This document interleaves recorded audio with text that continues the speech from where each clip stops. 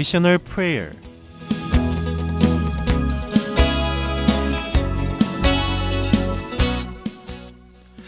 하나님 아버지, 오늘 또 우리 함께 선교적 기도에 대해서 함께 배울 수 있도록 인도하시니 감사합니다.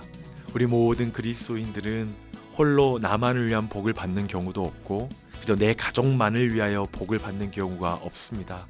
우리 모두는 내 자신에게 복을 주심을 통하여 다른 사람에게 흘리도록 우리는 부름받았습니다.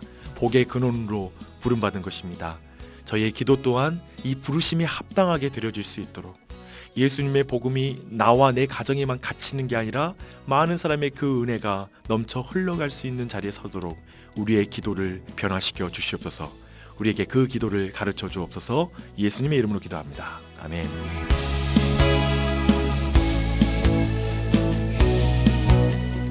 네, 매주 화요일마다 함께하고 있습니다. 미셔널 프레이어.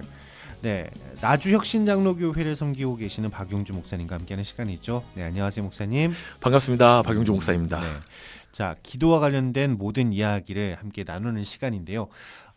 지난주까지 해서 계속해서 저희가 30가지 기도의 교훈에 대해서 저희가 함께 짚어보고 있습니다. 네. 오늘은 이제 27번째로 넘어가는 시간이죠. 네, 마지막 시간이 되겠네요. 아, 그렇군요. 자, 27번째 교훈에 대해서 말씀을 드릴게요. 기도는 노동 절약 장치가 아니라 삶의 본질이다.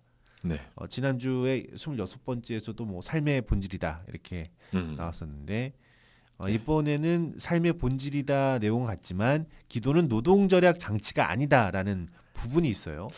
이거 제 생각에 이제까지 나눴던 내용 중에 제일 어려운 내용입니다. 깊이가 장난이 아니에요. 네. 그래서 자세히 한번 들어보셨으면 좋겠는데요. 네. 우리가 기도하지 않을 때 삶이 되게 분주해져요. 왜냐하면 하나님이 일하심을 믿지 못하면 우리는 자기 스스로 자신의 삶을 챙겨야 되거든요. 네. 그러니까 애들 안전도 그리고 집안의 무슨 일들도 어떤 화해해야 될 사건들도 갈등들도 내가 직접 풀려면 분주하게 쫓아다니면서 그 일을 다 자기가 해야 되는 거죠.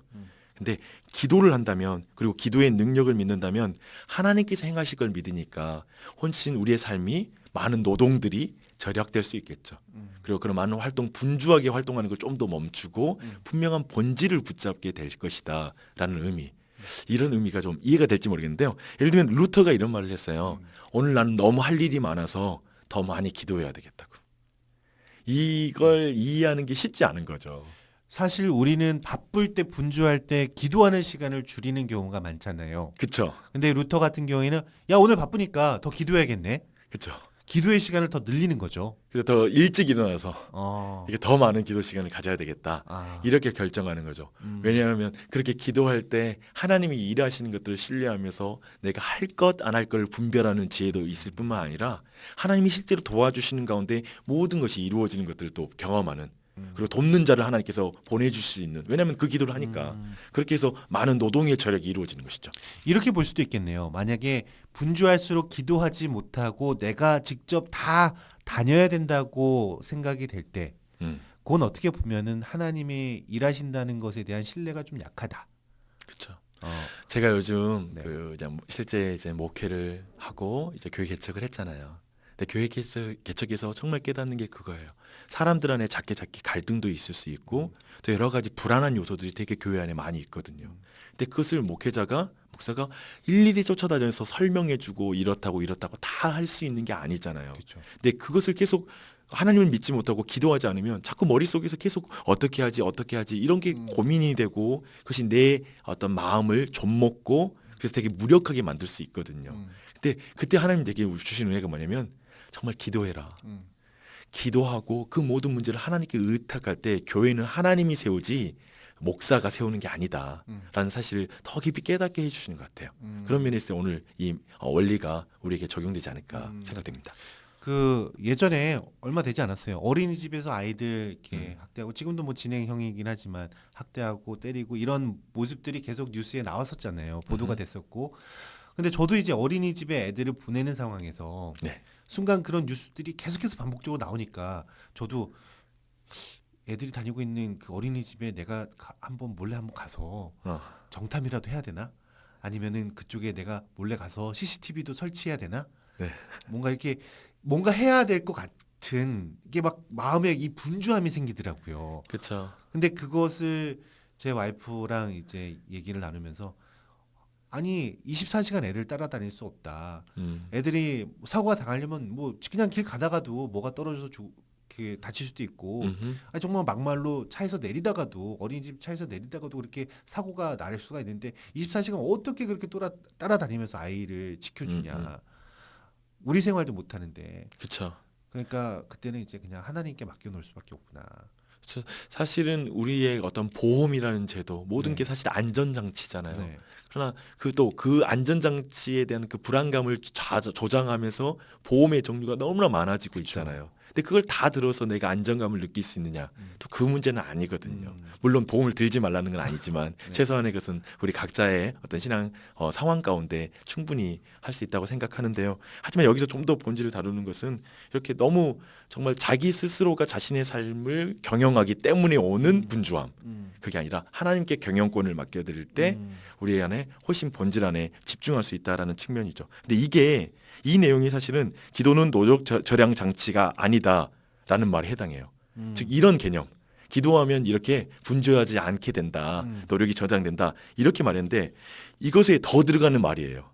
본질이라는 말은 뭐냐면 우리가 좀 더 삶의 본질로서 즉 일이 없어도 그러면 기도하는가? 쉽게 말하면 오늘 아무런 일이 없어.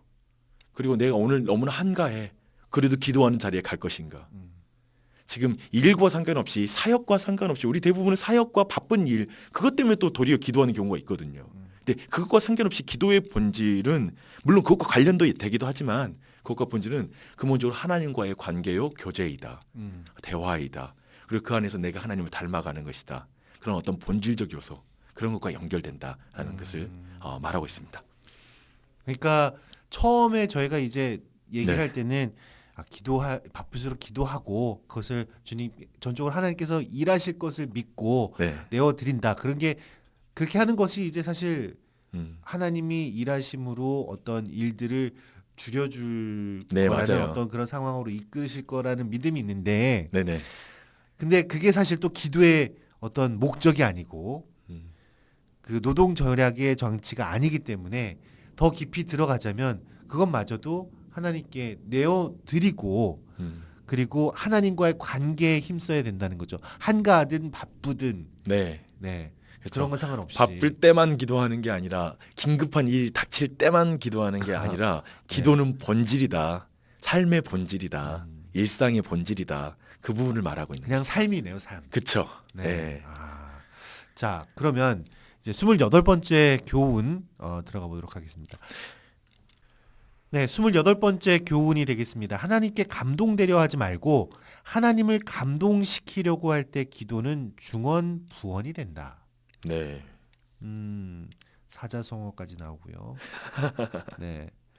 신앙생활에서 네. 되게 치명적인 한 가지가 있어요. 음, 그건 율법주의예요. 음, 율법주의의 핵심은 뭐냐면 내가 나의 행위로 하나님께 올라가려고 하는 거죠. 음. 그 하나님께 다다르려고 하는 거. 사실은 신앙 안에 있는 바벨탑이에요. 그래서 내 자신의 행위로 하나님의 마음에 들게 하려고 하는 것. 그래서 그런데 사실 기독교의 핵심은 복음이잖아요. 그렇죠. 하나님께서 죄인에게 내려오신 거예요. 인간의 육체를 입고 내려오셔서 그들을 위해서 죽으시고 그들을 구원하신 그 사건이죠. 즉 하나님이 내려오신 이 부분이 기도에 있어서 굉장히 중요하다는 거예요. 우리가 대부분 생각할 때 기도할 때 되게 마태복음 6장에 그걸 다루는데요. 중언부언해야 내가 뭔가 이렇게 많이 기도하고 길게 기도하고 또 아무런 방해 없이 막 집중해서 기도하고 홀로 막 그냥 기도하고 어떤 기도자의 어떤 자세와 태도 막 이런 걸 많은 조언을 해주거든요. 기도에 대한 상담을 받을 때 어떤 그 테크닉, 기도에 대한 방법, 뭐 어떻게 말소리라든지 아니면 목소리라든지 이런 여러 가지를 막 강조하는 경우가 있어요. 근데 그 기도자를 강조하는 것 그게 핵심이 아니라 그렇게 해서 기도가 우리의 마음 가운데 열리는 게 아니라 사실은 하나님에 대한 바른 지식 그거 안에서 그리고 그분에 대한 믿음, 그분에 대한 사랑, 예수 그리스도에 대한 확신 그분으로 말미암아 내가 아들이 되었다라는 확신, 그 믿음 안에서 성경적 진리 안에서 사실 많은 거추장스러운 형식을 버려버리고 하나님께 나아갈 수 있다라는 그런 의미를 담고 있습니다. 사실 음. 뭐 이렇게 대표로 기도하시는 분들 네.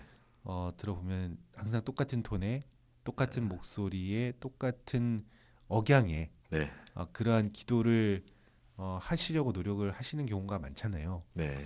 그리고 또 왠지 모르게 한 5분이면 충분할 것 같은 내용이 갑자기 10분, 15분 길어지기도 하고 지금 기도를 하고 있는 건지 설교를 듣고 있는 건지. 네. 근데 사실 그 기도 내용 하나하나 짚어보면 다 좋은 얘기고 네. 다 멋진 그러한 낱말들의 조합을 인용해서 이렇게 기도하시잖아요. 음흠. 근데 그게 이제 허례 의식 같은 중언부언 같은 네.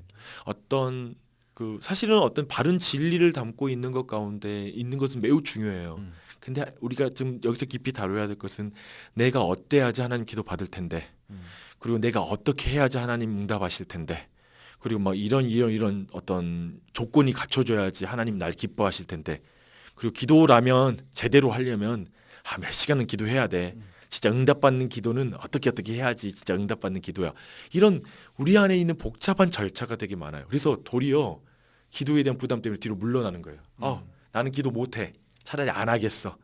부담스러워서 기도 못 하겠어. 이런 마음으로 뒤로 물러서는 경우가 너무 많은데 그렇지 않다. 특히 열왕기상 18장에 보면 바알 제사장들의 기도, 450인의 기도와 그 엘리야의 기도가 대비되거든요. 네. 엘리야는 혼자이고 다른 사람은 450명이죠. 근데 이 사람들은 긴 시간 기도해요. 이 455는 아침부터 저녁까지 기도해요. 해질녘까지. 네. 그래서 긴 시간 기도하고 또 음악도 사용했을 것이고 그들이 소리도 지르고 네. 방방 뛰고 그리고 막 돌고 춤을 추고 그리고 난리 법석을 떨거든요, 사실은. 그러니까 여러 가지 기도에 대한 예리한 종교적인 장치가 많은 거예요. 이방 종교 왜 그러냐면 하나님에 대한 믿음과 진리와 그리고 하나님의 인재가 없는 것을 인간적인 행위로 채워 넣어야 하기 때문에 형식이 많은 거예요. 절차가 많은 거예요. 사실 더 화려해요. 그들의 종교는. 이방 종교는 더 화려하고 그 절차가 많아요. 그러니까 그런 모습을 볼 때에도 우리가 기도로 나아갈 때 근데 엘리야는 되게 단순하거든요. 하나님의 진리를 명확하게 선포하고 그 가운데 기도할 뿐이거든요. 근데 이런 걸 대비할 때도 우리가 너무 많은 형식 때문에 그리고 잘못된 이방인의 개념에 그런 기도관을 가졌기 때문에 도리어 기도를 못하는 사람들이 교회 안에 많다. 차라리 정말 바른 진리를 근거할 때 훨씬 단순하고 어떤 극명하게 어떤 분명하게 우리가 기도할 수 있다. 그것을 좀 확인해 주는 부분이 아닐까 생각됩니다. 그냥 솔직담백하게 그냥 하나님께 나아가기만 하면 되는데 하나님께 나아가기 위해서는 요것도 좀 필요할 것 같고 요런 형식을 좀 거쳐서 요렇게 가야 될 것 같은 그런 생각 때문에 오히려 기도의 본질을 잃어버릴 수 있다는 말씀이시죠. 가장 간명하게 정리하면 네. 오직 예수 그리스도를 믿고 의지하고 나아가면 되는 게 기도죠. 그렇군요. 그렇죠? 가장 선명하게. 그 외의 모든 것들은 우리 안에 내려놓으라는 거예요. 그렇죠. 네. 네. 자, 29번째 교훈으로 넘어가도록 하겠습니다. 하나님의 자녀로 살아야 할 삶과 기도의 내용은 같다. 그 아래 것도 함께 읽어주실래요? 네, 30번째 마지막 교훈이 되겠습니다. 하나님은 기도에 응답하고 기도하는 자는 삶으로 하나님께 응답한다. 네, 두 가지 내용이 참 비슷한 내용인데요. 사실 기도에 대한 큰 오해 중에 한 가지가 뭐냐면 기도만 하고 삶이 안 되는 문제예요. 다들 말하는 게 뭐냐면 우리 엄마는 기도만 해. 새벽부터 기도하는데 왜 저렇게 말씀하시고 행동하시지?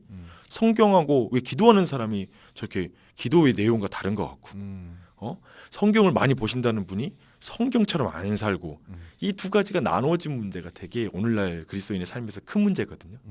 네. 그러니까 사회에서도 비판하고 기독교에 대해서 안 좋은 인식을 가지고 있는 게 그러한 모습들 있잖아요. 새벽 기도 얼마나 많은 분들이 가서 참석하고 나라를 위해서 또 민족을 위해서 또 이웃들을 위해서 네, 이렇게 얼마나 많은 기도들을 하세요. 그렇죠. 정말 그렇죠.